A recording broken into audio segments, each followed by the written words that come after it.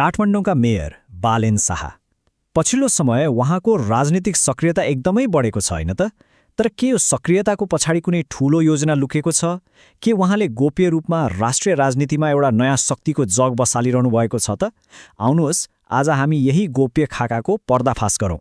त्यसो भए प्रश्न एकदमै सिधा छ। काठमाडौँका यी लोकप्रिय मेयरको गोप्य योजना आखिर के हो त? पर्दा पछाडि यस्तो के खिचोडी पाकिरहेको छ जसले नेपालको राजनीतिमा एउटा ठूलै तरङ्ग ल्याउन सक्छ? यो सबै कथा सुरु हुन्छ केही गोप्य बैठकहरूबाट। ल सुरु गरौँ पहिलो भागबाट। ती गोप्य बैठकहरू।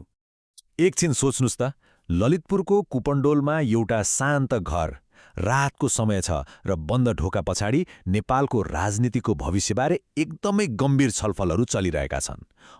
यो कुनै सामान्य चियागफ वा जमघट पक्कै पनि होइन। अब प्रश्न उठ्छ, त्यो बन्द कोठाभित्र आखिर थिए को? नामहरू सुन्दा अचम्म लाग्न सक्छ। एकातिर नागरिक उन्मुक्ति पार्टीका रेशमलाल चौधरी, अर्कोतिर राजनीतिक अभियन्ता मिलन पाण्डे, जेनजी फ्रन्टकी रक्षा बम स्वतन्त्र उम्मेद्वार सागर ढकाल। सूची यतिमै सकिँदैन है। राप्रपा र जनमत पार्टीका प्रतिनिधिहरू पनि थिए, अनि चर्चित सञ्चारकर्मी ऋषि धमला र सुरज सिंह ठकुरी समेत। भनेपछि यो कुनै एउटा विचार समूहको भेला त पक्कै थिएन।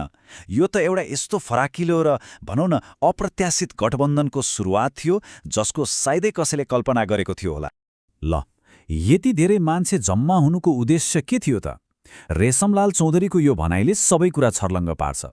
उहाँले भन्नुभएछ पुराना दलको विकल्पमा नयाँहरू एक भएर चुनावमा जाउँ भन्ने बालेनजीको प्रस्ताव थियो। मतलब लक्ष्य एकदमै क्लियर थियो, स्थापित पार्टीहरूलाई चुनौती दिन एउटा बलियो नयाँ मोर्चा खडा गर्ने। तर जब यति धेरै फरक मान्छे र विचार एक ठाउँमा आउँछन्, सबैभन्दा ठूलो र पेचिलो प्रश्न सधैँ एउटै हुन्छ, नेता चाहिँ को भन्ने हो। यही प्रश्नले हामीलाई पुर्याउँछ हाम्रो दोस्रो भागमा, नेतृत्वको प्रश्न। अब यो कथामा अर्को एकजना महत्त्वपूर्ण पात्रको एन्ट्री हुन्छ, रवि लामिछाने। कुपण्डोलको त्यो बैठक हुनुभन्दा जम्मा 2 दिन अगाडि बालेन शाह र रवि लामिछाने बीच पनि मध्यरातमा एउटा गोप्य भेटघाट भएको रहेछ। र हो, यही भेटघाटले नेतृत्वको बहसलाई झनै पेचिलो बनाइदियो। अब हेर्नुहोस्, रवि र बालेन दुवैको महत्वाकांक्षा त प्रष्ट थियो, तर बाटो भने फरक देखियो। बाहिर आएका खबरहरूलाई मान्ने हो भने रविको प्रस्ताव थियो, पार्टीको नेतृत्व म गर्छु, चुनाव जितेपछि सरकारको नेतृत्व बालेनजीले गर्नुहोला। तर बालेनको अडान भने बिल्कुलै फरक। उहाँ आफ्नै नेतृत्वमा पार्टी अगाडि बढाउन चाहनुहुन्थ्यो, अरू कसैको छातामुनि बस्न तयार देखिनु भएन। र यो कुरालाई कुपण्डोल बैठकमा सहभागी एक नेताको भनाइले झनै पुष्टि गर्छ। उहाँले भनेअनुसार उहाँका कुराबाट के बुझियो भने रविसँग छलफल भए पनि पार्टीको नेतृत्व आफैले गर्ने, अरूको नेतृत्वमा नजाने भन्ने हो। यसले के देखाउँछ भने बालेन आफ्नो नेतृत्वको विषयमा कुनै पनि हालतमा सम्झौता गर्ने मोडमा हुनुहुन्न थियो। त्यसो भए नेतृत्वमा सम्झौता नहुने भएपछि बाटो के त? बाटो एकदमै स्पष्ट भयो, अरूसँग मिल्ने होइन, बरु आफ्नै बनाउने। र यहीबाट सुरु हुन्छ हाम्रो तेस्रो भाग, आफ्नै नेतृत्वमा एउटा पार्टी। त्यो योजनाको पहिलो खुड्किलो के थियो? पार्टीको नाम। स्रोतहरूका अनुसार बालेनले अघि सार्न लागेको यो नयाँ राजनीतिक शक्तिको नाम हो देश विकास पार्टी। नाम मात्र होइन, चुनाव चियो पनि लगभग तय भइसकेको छ। र यो कुनै सामान्य चिन्ह होइन, यो हो लौरो। हो, त्यही लौरो चिन्ह जसलाई लिएर बालेनले काठमाडौँमा स्वतन्त्र उम्मेद्वारको रूपमा ऐतिहासिक जित निकालेका थिए। अब यही चिन्ह उहाँको राष्ट्रिय राजनीतिक यात्राको प्रतीक बन्दैछ।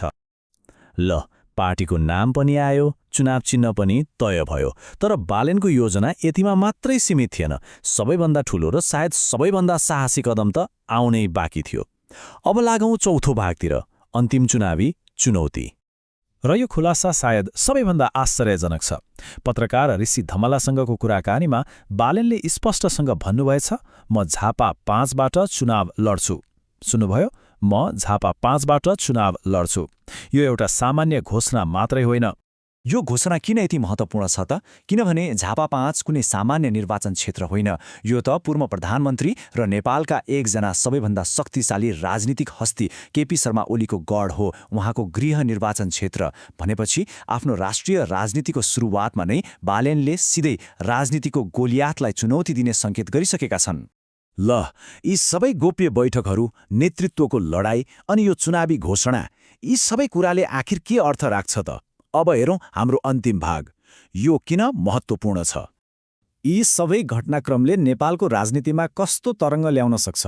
पहिलो कुरा, यसले वैकल्पिक शक्ति भनिनेहरूको एउटा नयाँ र ठूलो गठबन्धन बन्ने सम्भावना देखाएको छ।